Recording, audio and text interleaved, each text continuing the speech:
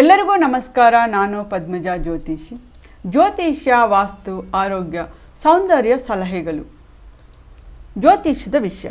ಜ್ಯೋತಿಷ್ಯ ಶಾಸ್ತ್ರದಲ್ಲಿ ಶುಕ್ರ ಗ್ರಹವು ಆರೋಗ್ಯಕ್ಕೆ ಸಂಬಂಧಪಟ್ಟ ಹಾಗೆ ಶುಕ್ರನ ಅತಿ ಮುಖ್ಯ ಕಾರಕತ್ವಗಳು ಯೌವನ ಕಾಲದಲ್ಲಿ ಬರುವ ಮತ್ತು ಕಾಮೋದ್ರೇಕದಿಂದ ಅನೈತಿಕ ಲೈಂಗಿಕ ಸಂಪರ್ಕದಿಂದ ಬರುವ ಸ್ತ್ರೀ ವ್ಯಾಧಿಗಳಿಗೆ ಮತ್ತು ಗುಪ್ತ ಲೈಂಗಿಕ ವ್ಯಾಧಿಗಳಿಗೆ ಶುಕ್ರನೇ ಕಾರಕನೆಂದು ತಿಳಿದಿದ್ದೀವಿ. ಇಲ್ಲಿ ಶುಕ್ರನನ್ನು ರಾಹು ಪೀಡಿಸಿದರೆ ಅನುಸೂಚಿತ ವ್ಯಾಧಿ, ಗರ್ಭಪಾತ, ಚರ್ಮವ್ಯಾಧಿ.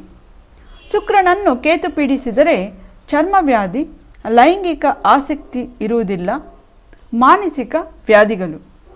ಜಾತಕದಲ್ಲಿ ಶುಕ್ರ ಪ್ರಬಲವಾಗಿದ್ದರೆ ಅಥವಾ ಯೋಗಕಾರಕನಾಗಿದ್ದರೆ ಜಾತಕನು ಹೇಗೆ ಇದ್ದರೂ ಸಹ ವೈಭವದಿಂದ ಆರೋಗ್ಯವಾಗಿ ಇರುತ್ತಾನೆ. ಆದರೆ ಶುಕ್ರ ಬಲಹೀನನಾಗಿ ಪ್ರಬಲ ಪಾಪಗ್ರಹಗಳ ಸಂಬಂಧ ಪಡೆದರೆ ಅದಕ್ಕೆ ಸಂಬಂಧಪಟ್ಟ ಕಾಯಿಲೆಗಳು ಹೆಚ್ಚು ಬರುತ್ತವೆ. ಇದಕ್ಕೆ ಕೆಲವು ಸೂಕ್ತ ಪರಿಹಾರಗಳು. ಶುಕ್ರನಿಗೆ ಮತ್ತು ಶುಕ್ರನನ್ನು ಪೀಡಿಸುವ ಪಾಪಗ್ರಹಗಳಿಗೆ ಪ್ರೀತ್ಯಾರ್ಥ ಮಾಡಿಕೊಳ್ಳುವುದು ಒಳ್ಳೆಯದು.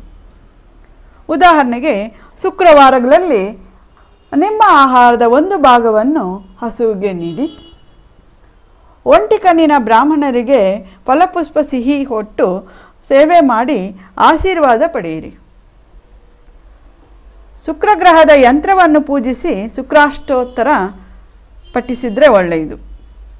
ಶ್ರೀ ಲಕ್ಷ್ಮೀ ಪೂಜೆ ಮಾಡಿ ಲಕ್ಷ್ಮೀ ಅಷ್ಟೋತ್ತರ ಪಠಿಸಿದ್ರೂ ಒಳ್ಳೆಯದು.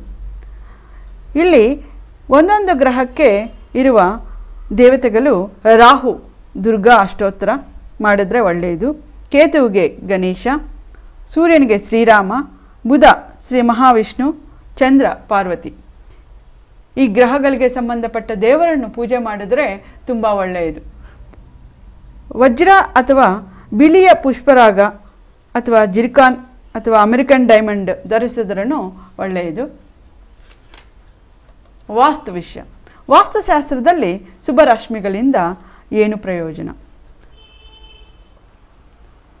ನಮ್ಮ ನಿವೇಶನದ ದಕ್ಷಿಣ ಮತ್ತು ಪಶ್ಚಿಮಕ್ಕೆ ಎತ್ತರವಾದ ಇತರರ ಮನೆ ಅಥವಾ ಕಟ್ಟಡಗಳಿದ್ದರೆ ಶುಭರಶ್ಮಿಗಳು ನಮಗೆ ಅನುಕೂಲವಾಗುತ್ತವೆ.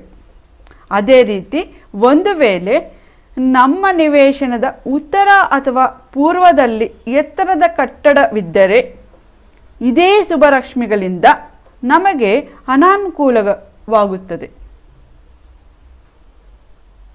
ಆದ್ದರಿಂದ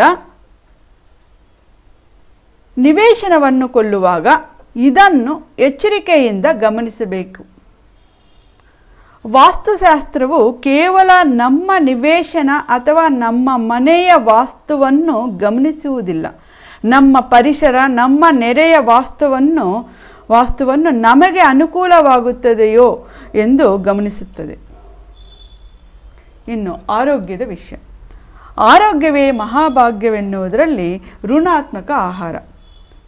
ಪ್ಯಾಶ್ಚರೈಸ್ ಮಾಡಿದ ಹಾಲು, ಕೆನೆಯಿಂದ ತಯಾರಿಸಿದ ಆಹಾರ ಪದಾರ್ಥಗಳು ಮತ್ತು ರಿಫೈನ್ ಮಾಡಿದ ಎಣ್ಣೆ, ಹಾಲು, ಡಾಲ್ಡಾ, ರೆಫ್ರಿಜರೇಟರ್ನಲ್ಲಿ ಇಟ್ಟ ಆಹಾರ, ಹಿಂದಿನ ದಿನ ಮಾಡಿ ಕುದಿಸಿಟ್ಟ ಆಹಾರ, ಡಬ್ಬದ ಆಹಾರಗಳು, ಫಾಸ್ಟ್ ಫುಡ್ ಇತ್ಯಾದಿಗಳು. ಇವತ್ತು ಆಹಾರದಲ್ಲಿ ಹಾಲಿನಲ್ಲಿ ಅನೇಕ ಆರೋಗ್ಯ ವಿಷಯಗಳಿವೆ.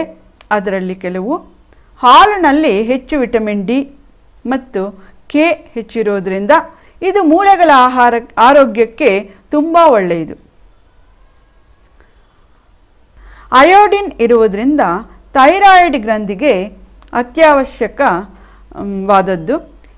ಇದರಲ್ಲಿರುವ ವಿಟಮಿನ್ ಎ ದೇಹದ ರೋಗ ನಿರೋಧಕ ಶಕ್ತಿಯನ್ನು ವೃದ್ಧಿಸುತ್ತದೆ. ಹೃದಯ ಮತ್ತು ರಕ್ತನಾಳಗಳ ಆರೋಗ್ಯಕ್ಕೆ ಬೇಕಾಗುವ ಪೊಟ್ಯಾಷಿಯಂ ಮತ್ತು ಮೆಗ್ನೀಷಿಯಂ ಹಾಲಿನಲ್ಲಿ ಇರುತ್ತವೆ. ಸೌಂದರ್ಯದ ವಿಷಯ. ಕೂದಲು ಉದುರುವ ಸಮಸ್ಯೆ ನಿವಾರಣೆಗೆ ಕೂದಲು ಸೊಂಪಾಗಿ ಬೆಳೆಯಲು ಹರಳೆ ಎಣ್ಣೆಯನ್ನು ಬಳಸುವುದರಿಂದ ತುಂಬ ಒಳ್ಳೆಯದಾಗುತ್ತದೆ. ಮುಂದುವರಿಯುತ್ತದೆ. ಧನ್ಯವಾದಗಳು. ನಿಮಗೂ ಇಷ್ಟವಾದರೆ ಲೈಕ್ ಮಾಡಿ, ಶೇರ್ ಮಾಡಿ, ಈ ಚಾನಲ್ನ ಸಬ್ಸ್ಕ್ರೈಬ್ ಮಾಡಿರಿ. ಒಂದು ವಿಷಯ ಸ್ನೇಹಿತರೆ, ಈ ಚಾನಲ್ನ ಸಬ್ಸ್ಕ್ರೈಬ್ ಮಾಡಿದ ಮೇಲೆ ಪಕ್ಕದಲ್ಲಿ ಬೆಲ್ ಚಿಹ್ನೆ ಇರುತ್ತದೆ, ಅದನ್ನು ಪ್ರೆಸ್ ಮಾಡಿ. ಇದರಿಂದ ನನ್ನಿಂದ ಹೊಸ ವಿಡಿಯೋ ಅಪ್ಲೋಡ್ ಆಗಿದ್ದ ತಕ್ಷಣವೇ ನಿಮಗೆ ಮೆಸೇಜ್ ಬರುತ್ತದೆ. ಧನ್ಯವಾದಗಳು. ಮುಂದುವರಿಯುತ್ತದೆ.